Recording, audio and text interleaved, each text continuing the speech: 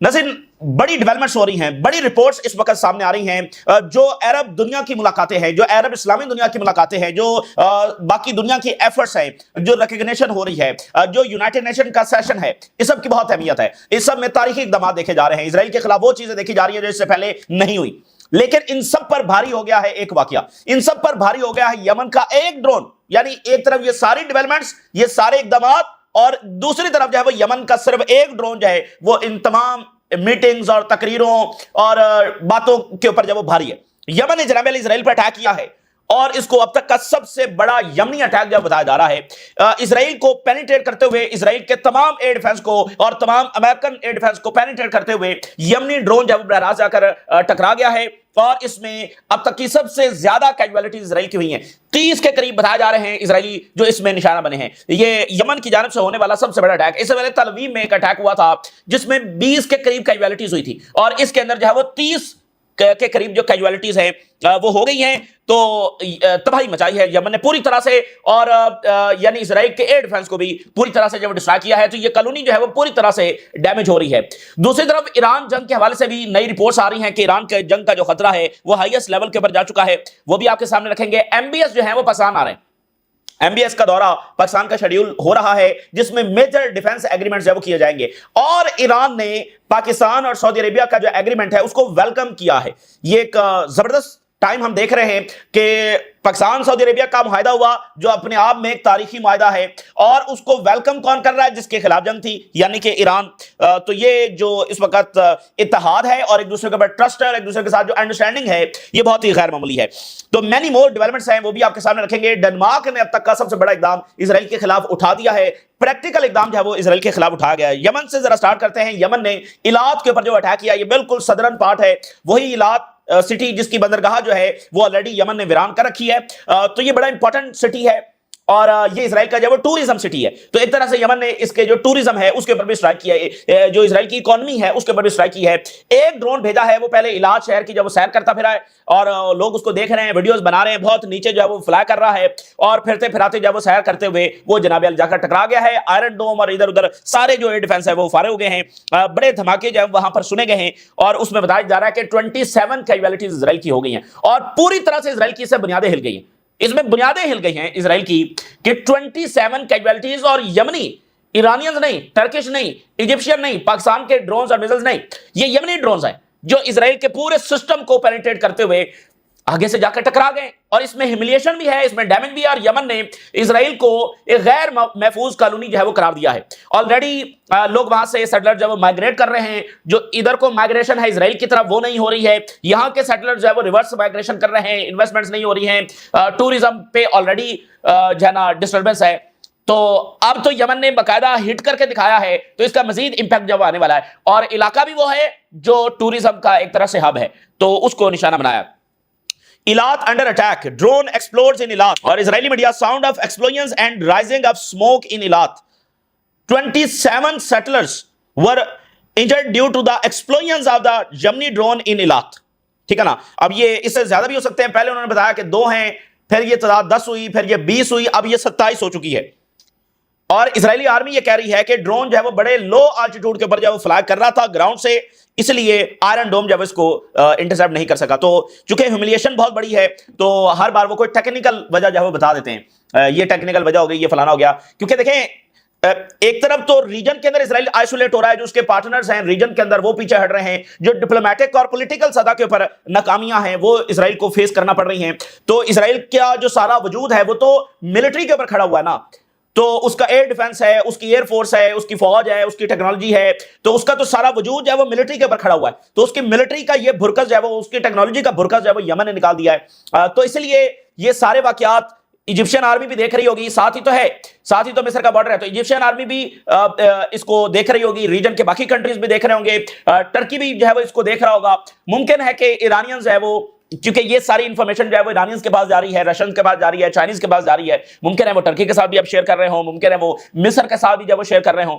تو یہ پورا ریجن دیکھ رہا ہے کہ اسرائیل پولیٹیکلی اور ڈپلومیٹکلی تو آئسولیشن میں ہے، ناکامی میں ہے، لیکن دوسری طرف جو اس کی ملٹری ہے حماس کے ہاتھوں وہ شکست کھا چکی ہے, حزب اللہ کے ہاتھوں وہ شکست کھا چکی ہے, ایران کے ہاتھوں وہ شکست کھا چکی ہے, اور یمن جو ہے گاہے بگاہے اس طرح کے واقعات جو وہ کر رہا ہے. اس وقت پورا اسرائیل جو ہے نا ہلا ہوا ہے اور چیخو پکار ہو رہی ہے, بھرپور چیخو پکار اس وقت اسرائیل کے اندر جاری ہے کہ یمن نے جناب علی اتنا بڑا جو اٹیک کر دیا ہے, اور ساتھ ہی سینائی کے اندر مصری آرمی تیاری کر رہی ہے, تو ان پر بھی دباؤ ہے کہ بھائی آپ نے بھی کچھ کرنا ہے یا بس باتیں ہی کرتے رہ جانا ہے. تو ساری تقریریں اسرائیل کا اتنا ڈیمیج نہیں کر سکتی جتنا یہ ایک ڈرون نے کر دیا. تو ملٹری جو ہے وہ ایک ہی آپشن بن رہا ہے.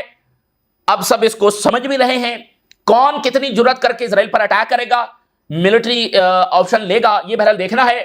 سمجھ ان کو بھی آ گئی ہے کہ یہ صرف ایک ملٹری آپشن اب رہ گیا ہے. اچھا, اب جناب علی ایران جنگ کا جو خطرہ ہے وہ بڑھ رہا ہے. مثال کے طور پہ اسرائیلی میڈیا نے کیا لکھا ہے کہ round 2 with Khamenei closer than ever, Iran is once again close to nuclear weapons. یہ اسرائیل کا ایک بڑا میڈیا ہے, اس نے یہ لکھا ہے کہ days before the renewal of the sanctions on Iran, یہاں پر جو ہے وہ ایسکیلیشن جو ہے وہ ہونے جا رہی ہے, یعنی جنگ کے انتہائی قریب ہیں. کلوزر دین ایور, راؤنڈ 2 ہونے جا رہا ہے ایران کے ساتھ, اور وہ کہہ رہے ہیں کہ ایران چونکہ نیوکلیر بنا رہا ہے تو وہ ظاہر ہے کہ کیمپین یا جو بھی ہے. اب میکرون کی سٹیٹمنٹ بڑی امپورٹنٹ ہے. میکرون یہ کہہ رہا ہے کہ ایران نے بریچ کر دیا ہے تمام نیوکلیر کمٹمنٹس کو, and the coming hours will be very decisive. آنے والے گھنٹے بڑے امپورٹنٹ ہیں, یہ میکرون کہہ رہے ہیں. گھنٹے, اب یہ بڑی عجیب سی بات ہے, دن بھی نہیں, ہفتے بھی نہیں, مہینے بھی نہیں, وہ کہہ رہے ہیں آنے والے گھنٹے بڑے امپورٹنٹ ہیں, اور اسرائیلی میڈیا کہہ رہا ہے کہ بہت ہی قریب ہیں ہم جنگ کے.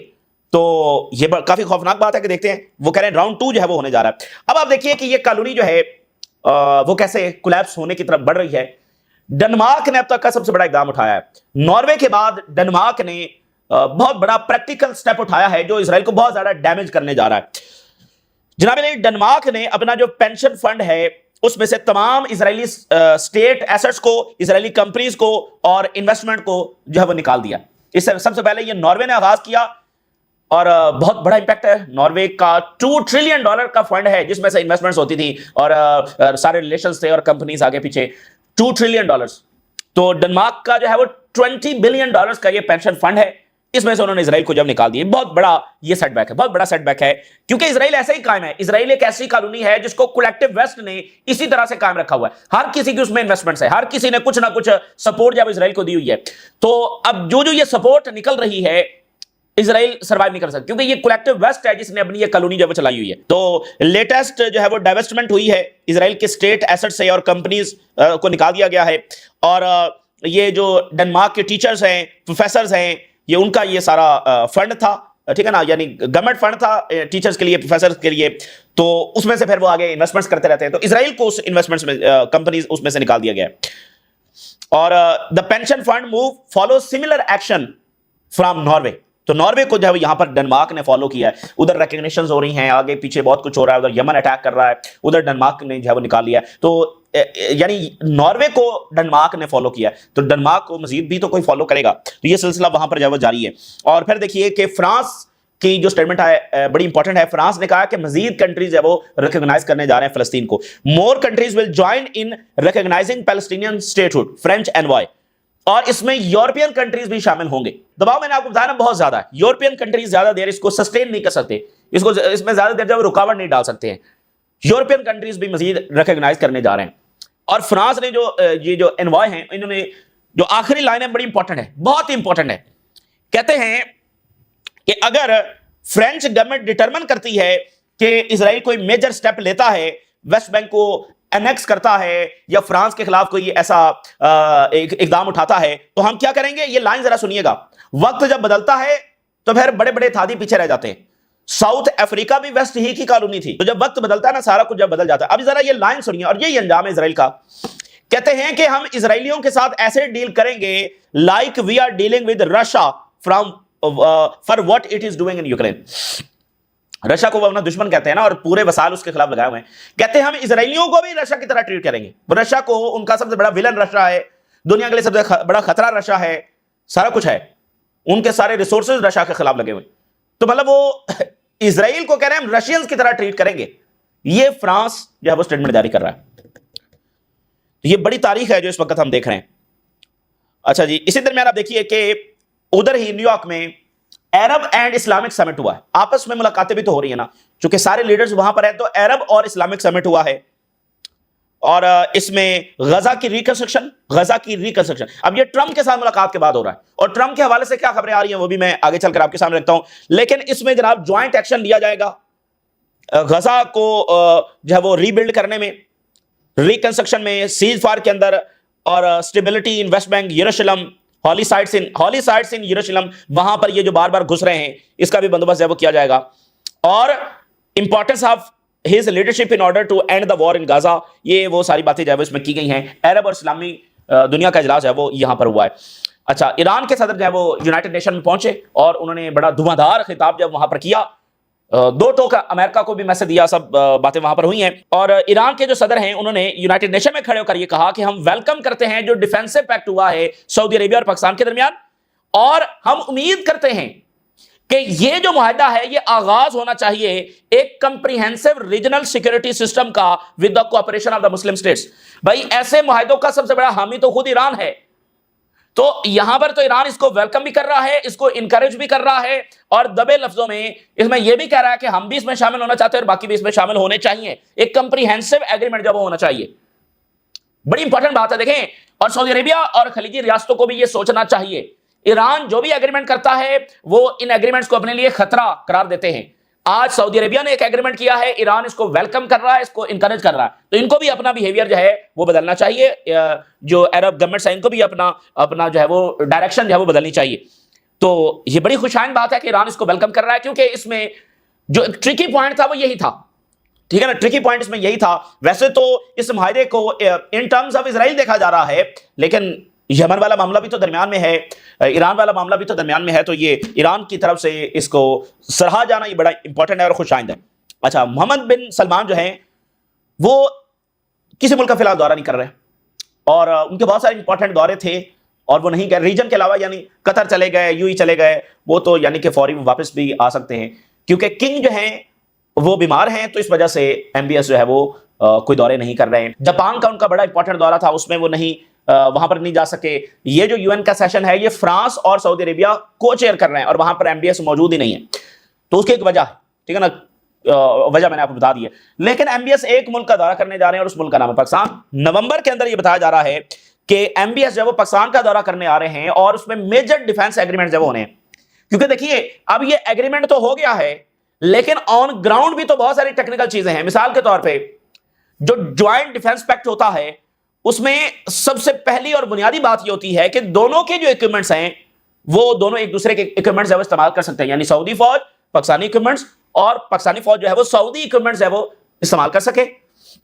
اور لیکن ان کے پاس تو امریکی طیارے ہیں، تو کیا پاکستانی پائلٹس ہے وہ امریکی طیارے اڑا سکتے ہیں؟